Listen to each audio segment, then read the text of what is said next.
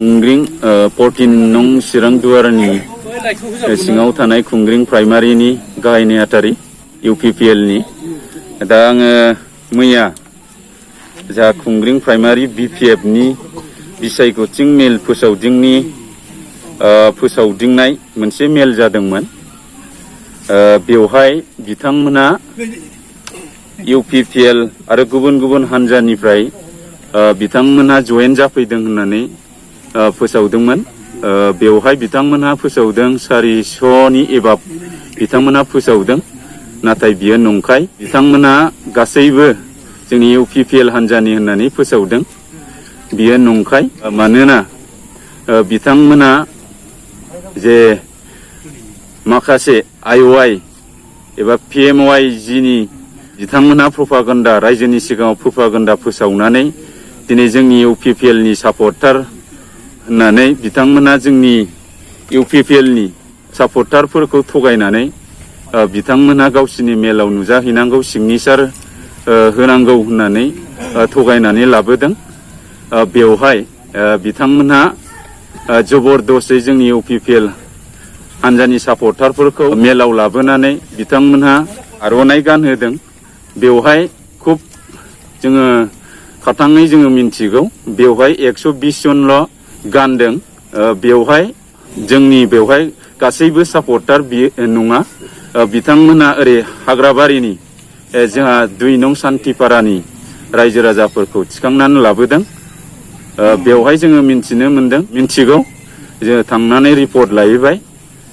बेवहाय जोंनि UPPL नि बेयाव सापर्टार गैया, न'खरनै न'खरथामसोल' सापर्टार दङ।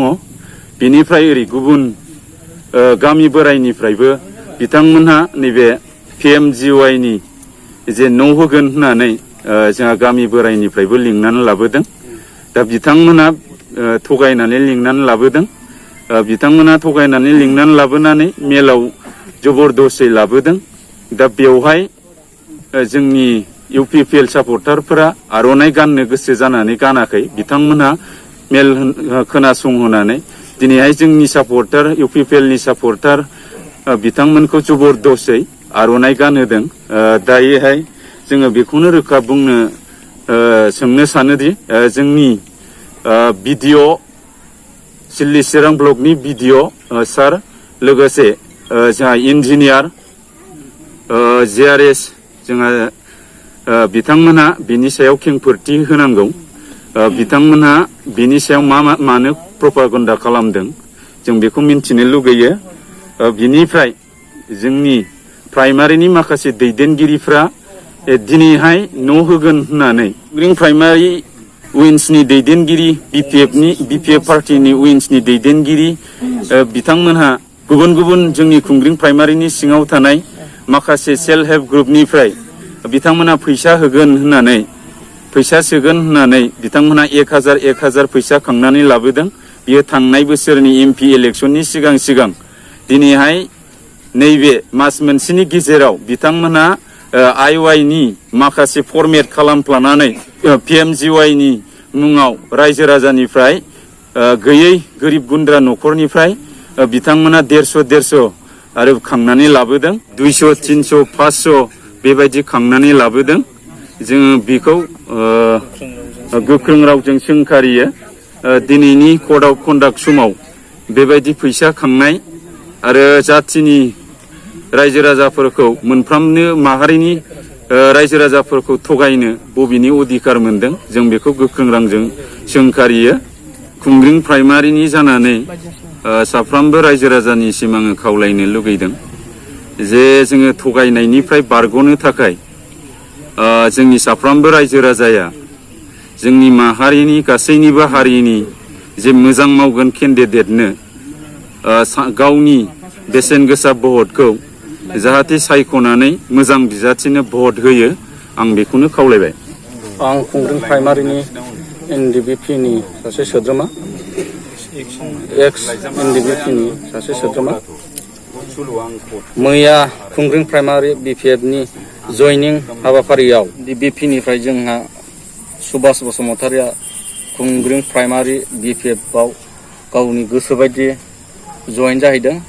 बिथाङा गावनि लाभालाब सार्थखौ लानानै नाथाय जोंनि खुंग्रिं एरियानि NDBP निफ्राय बिथांजों रावबो लोगोआव थांफायाखै बिथाङा हारसिंनो जयेन जाहैदों आरो बिथाङा सिगांनिफ्रायनो थांनाय इलेक्सन मोनफ्रामावबो बिथाङा सापर्ट होबोआखै NDBP आ जेखौ सापर्ट होदों बेजों सापर्ट होफाबाय थानो हाखायाखै आरो आफादनि रुल एन्ड रेगुलेसनखौ बिथाङा मानिबोनायखौ आं नुवाखै आरो दिनैसिमबो बिथाङा BPF आवनो जयेन जानानै खामानि मावबोनायखौ आं नुबाय थादों आरो दाबो बिथाङा मावलांबाय थागोन आरो इयुनावबो मावलांगोनखौ बिथाङा रोखा फोरमायनानै लादों।